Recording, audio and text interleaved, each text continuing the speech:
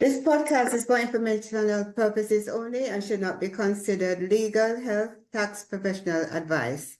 We are not responsible for any losses, damages, or liabilities that may arise from the use of this podcast. This podcast is not intended to replace professional medical advice. The views expressed in this podcast may not be those of the host or the management. This podcast may contain adult themes, so parental discretion is advised. Joining us today is Sophie White, a powerhouse in personal and financial empowerment and an inspiring voice for women everywhere.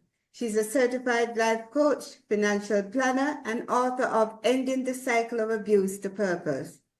Through her powerful personal journey and professional expertise, Sophie helps women rebuild lives of resilience and empowerment. She's also launching programs focused on financial independence, self-worth, and strength for future generations. So, Sophie, I welcome you, and if you want to expound on your credentials, you may go ahead. Thank you so much, very much for that introduction. Yes, hello, my name is Sophie White, and I am the author of the book called Ending the Cycle, Abuse to Purpose. I just recently finished this book, but it's for a bigger cause. I have courses that I created to help women to heal from the pain of abuse and to rediscover themselves and to grow into the person that they've always wanted to become. All right, awesome. So what inspired you to write Ending the Cycle of Abuse to Purpose? What inspired? Yes. Share your personal journey. Yes, I've spoken to a friend and I realized that I had been in nothing but toxic relationships my entire life. I had never even experienced a healthy one. And so that basically is what kind of ignited the idea, was wanting to see all the journey that I had been through. And then I had met a few women and they shared their stories with me. And I just thought that maybe if I shared my story as well as multiple stories, so that maybe one of them could resonate with the reader and really reach out to them to inspire them to leave. That's wonderful. You know, in your book, you speak of immense courage in breaking free from abusive relationship. How did you find the inner strength, and what advice do you give to others seeking it? Well, what happened to me was in my last relationship was that I was with two small children, and I found out that the father of my two small children had an entire other family. So I was looking in the mirror and I was like, how did this happen to me? And I guess embarrassment to myself is what caused me to build the courage and the desire to want change. And I just said that this was the last moment that I was going to live in this feeling, and I was going to change from now on. And it was hard, but it took a lot of small baby steps, a lot of work, and definitely I'm able to say that it's a whole different life once you've been able to escape an abusive relationship. So was the abuse mental, physical combination? What kind of was it? My last relationship was with a narcissist, so it was very manipulative. It was a lot of playing games with the head. Mm-hmm. And especially, I guess, since he had a whole other family and made me believe that we were living together.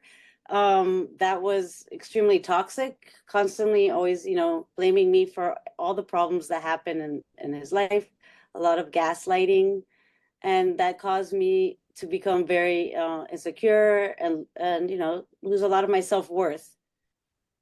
So, but I had previously before that, and that's how I got into that relationship, was that I was in a physical abusive relationship, and he came in as like the best friend and the hero and the person that was there for me. And it was over time. Knight in shining armor. Exactly. Because the previous guy, it ended with him trying to kill me in the middle of the night, and he ended up going to prison for that. So yeah, so that's how that relationship had ended. And we just had stayed friends for, a good amount of time to build a friendship, and he, manipulated his way into my life. So, a lot of people that's the one that hurt the most. No, that the emotional one was the one that hurt more than the physical violence for me. Yeah, I think emotional. At least if somebody hit you, you can see the spot, but that they hit you on. But when it's emotional, nobody, you can't show the body anything, it's just your feelings and how you're reacting to whatever's happening to you, you know? Exactly. Yeah, Exactly. yeah. And you always feel like very on edge. Right, right. You know, you mentioned that many people don't realize how common abuse is. You know, how common abuse is and emotional turmoil. So, how can society better recognize and support victims of abuse? How can people recognize it? How can one recognize it? Well, one can recognize it by somebody that is very anxious or very like afraid or like I said, like always on eggshells. But one of the things that I would like to see to help society to prevent abuse from the purpose is that we need to teach our young about it because, you know, when families are in a relationship, they keep everything very hush hush to the children. We don't educate our teens, and I think that if we allowed the school system, which that's not going to happen. But if we were able to allow a system to teach children about relationship problems and the signs of abuse, a lot more people would be able to see it much sooner than when they feel trapped. And so then they would be able to get out and they would be able to not have those lives. And it should be taught to men and women because just the same, like, you know, if they're taught that those are wrong behaviors, maybe they'll be less likely to use them. You spoke about people struggling to put themselves first. You want to expound on that? I think that the great majority of people have been raised to be people pleasers, whether it is to please their parents or whether it is to please the teacher or whether it is to just feel accepted with friends. And then as you grow as into an adult, that doesn't go away. And so you start to lose like your sense of self because you're constantly always trying to make other people happy. And I think that it's very important that we also teach our young that it's important to take care of yourself first so that you can take care of others. Yeah. And it was very hard for me to learn, but you know, once I did it, the benefits of that rippled onto the people that I need to take care of, like Yeah, myself. that's a good segue to talking about self-love. I remember when we had our preliminary meeting, you know, you expanded on that a lot about talking about self-love and recognizing, you know, that you are important. Yes. Yeah. So in your journey of moving beyond verbal abuse, what were some pivotal moments that shifted your mindset towards empowerment? During the abusive situations that you endured, what were the pivotal moments that, you know, At at that that you time for me was had? listening to personal development. I had been introduced to a book through a coworker, and it was just a simple book of just about like um Don't Eat That Frog, I think it was called, or something like that. And then it just encouraged me to read another book. And then I just started listening to powerful, positive words. And things just started like seeping into my mind, like, this is not right where I'm at. I need to grow. I need to do better. And I started like really latching onto to positive self-personal development people to for guidance, you know, and also for like the encouragement because I Right. didn't have any friends at the time because I was in a relationship with a narcissist. He had made all my friends and family Yes, very yes. far away from me, and I had no one to reach out to in the beginning. A lot of But people support say, is important. mhm. Yeah, support is one of the most important things, and as I learn that, and as I build friends and learn the support, and then learning the quality of the people that you hang around changes the trajectory of your outcome of your life, Yes. you know. Well, I always say, show me a company and tell you who you are. So that's normally one of the sayings that they have. Yeah, exactly the same thing. So many people, you know, stay in toxic relationship. Sometimes people stay in toxic relationship because they feel they invested so much time in the relationship and, you know, they still have some level of hope that, you know, this person will miraculously change. Some Yes. people out of guilt, probably this person helped you when you were down and out, and you just feel that, it would be ungrateful to leave them, And they'll say that to you, and they'll tell you, I've Yes, done this right, for you. How right. can you leave me? I think that ultimately, in the end, like it never gets better. There's no relationship that I've ever experienced or seen or spoken to anyone about that started off horrible and ended up great. I've never seen that happen. I think that it's very important from the beginning of a relationship to build boundaries and to set those boundaries with the person, with any relationship, whether a friend or a significant others, and stick to your boundaries always, because it's in every human relationship, we all need space and we all need to be able to be our own person and then come together. And then that should be a beautiful thing when you come together, is in a friendship or in a relationship, that it complements each other and Yeah, not hurt, you don't want to hurt each other. And just like you don't want your friends to hurt you, you definitely wouldn't want your significant other to hurt you, or for your children to witness that that's what's acceptable. yes, And that was yes. one of the reasons that helped me the most, was that, well, not even helping, my daughter left the house to go live away because, it was too much for her to deal with. And that was a big awakening call for me.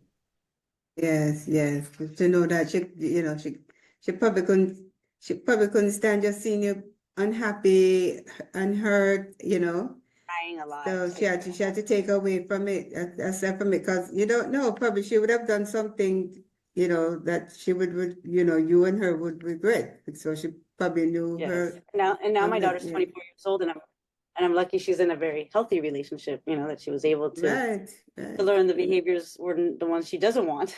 right, right, right. You included interviews with women in your book. Yes. Yes, but from various backgrounds. Were there Yes. any particular stories that you think you could share with us that were that you found very significant? Just one or two that you could share with us this evening? Sure. What the way that I broke my book up into was, so the beginning of the book is my story, and then it goes into the interviews. And the very first interview after my story is the person that was married to the father of my children. So she was able to give like her also story that was similar to mine. And then it went into all the emotional abusive relationships. So there was about 5 of them. And then it got into the sexual abusive relationship, which some of these stories are really hard to read, because there Mhm. are by their father, by their babysitters, by their mothers, Right.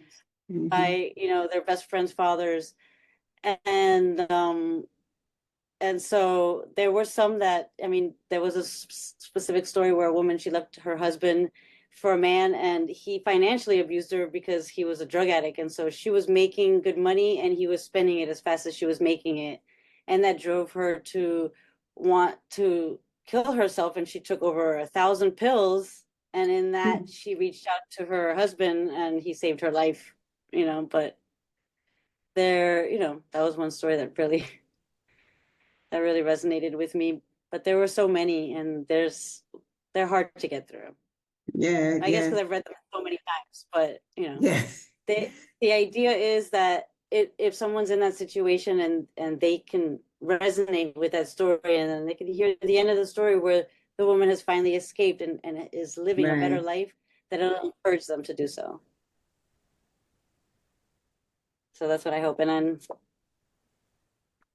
I hope that more women will reach out and share their story. I know that with what's in the news and all the human trafficking that's happening, that's extremely horrible, that more women are willing to come out. I don't understand why people decide not to talk.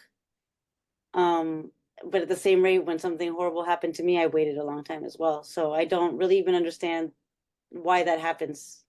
To Well, somebody in the inside, why they don't want to say it. Maybe it's just ashamed. You're just ashamed that's what happened to you. yes. But I've interviewed persons who have been drug trafficked,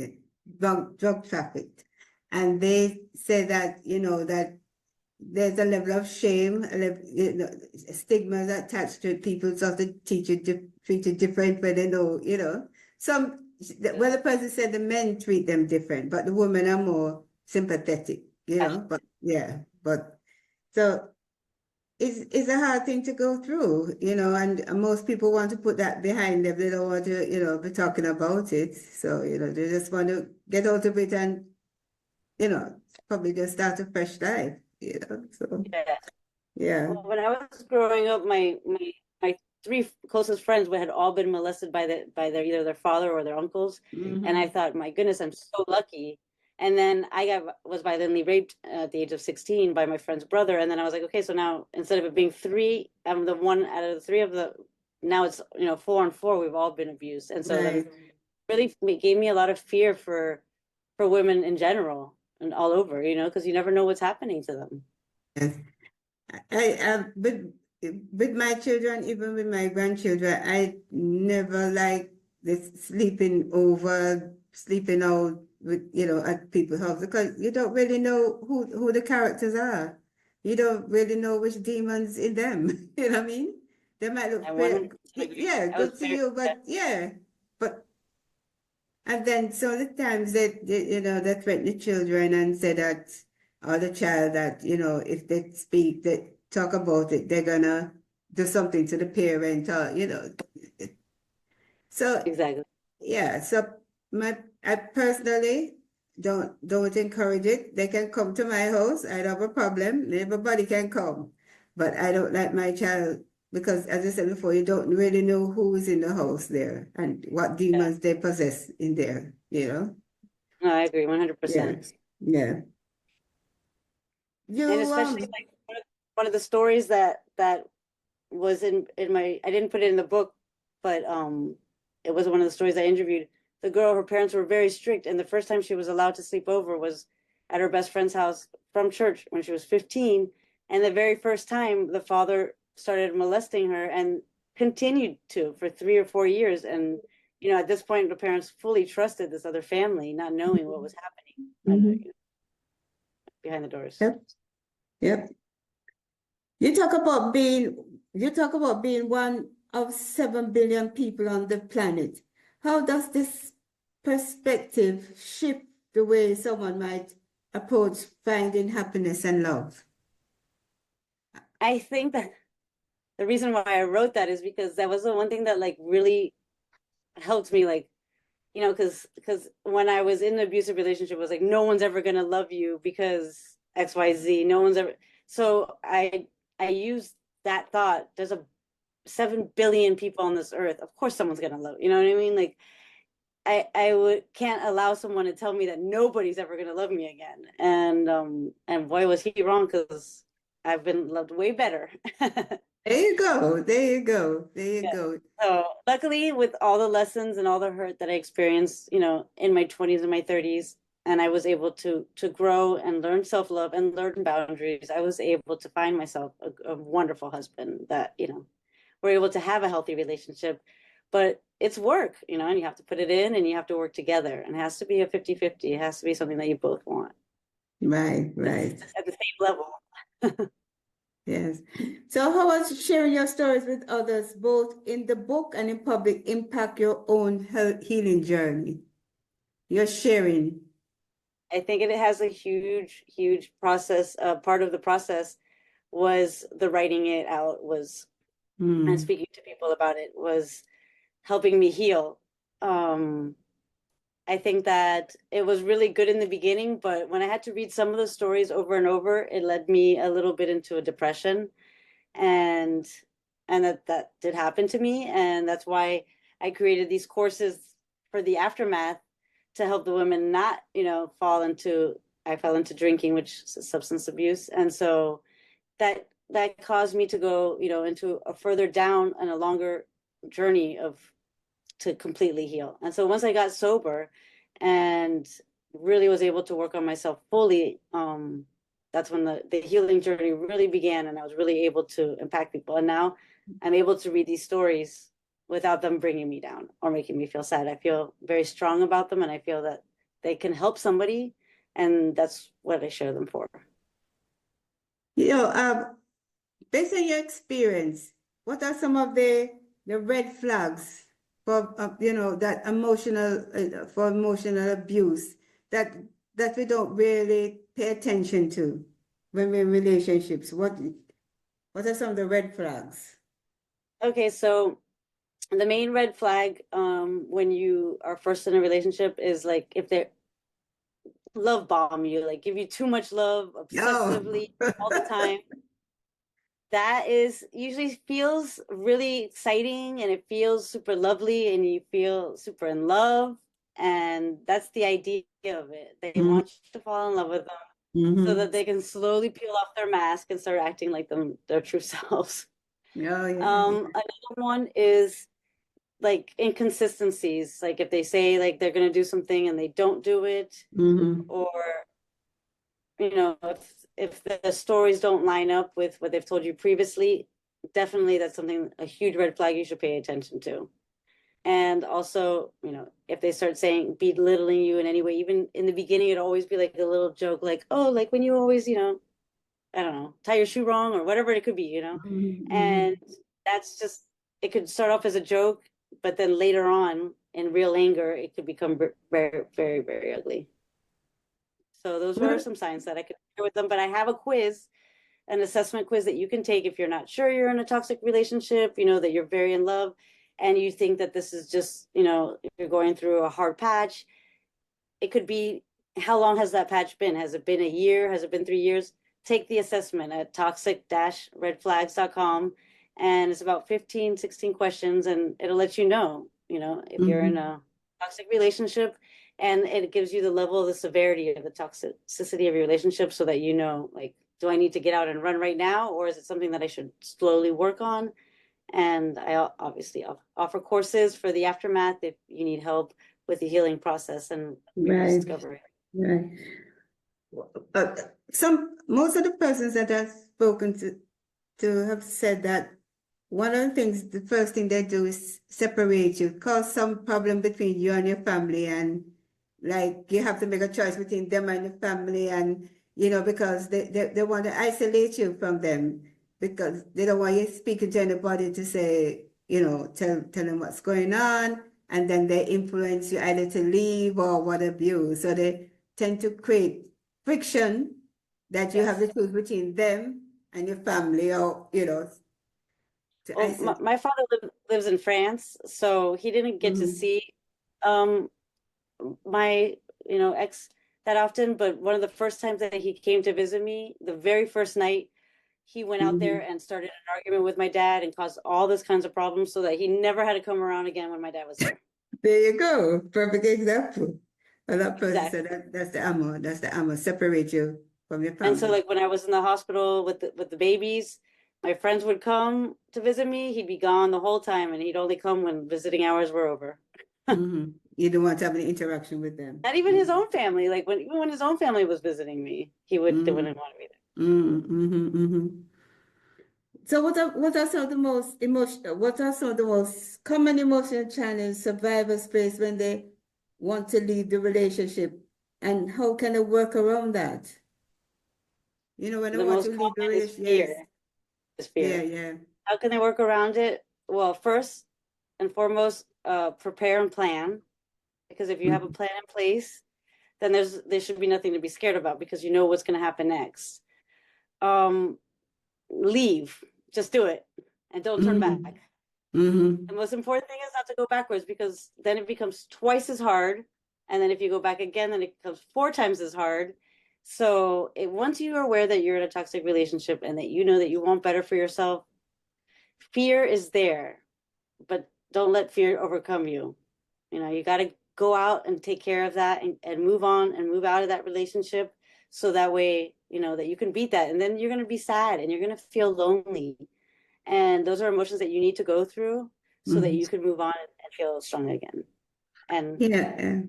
be I able to find suppose somebody special. some, something like that. You have a lot of what if. You're not quite sure.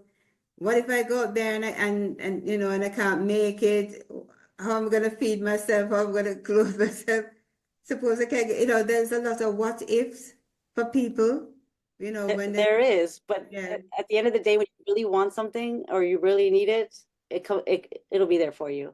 So you can be scared, and that's fine, but just be resourceful. instead of being so worried about the problem, figure out what the solution is for the problem. Figure out how you can get that problem taken care of.